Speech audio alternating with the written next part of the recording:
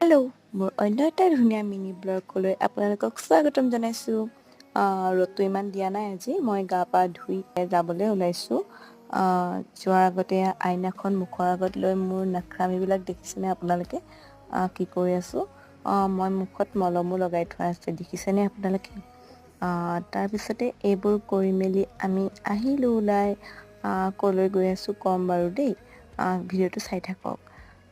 আমি আহিছিলোঁ মামাৰ ঘৰলৈ। এয়া দেখিছেনে, পালোহি মামাৰ ঘৰ।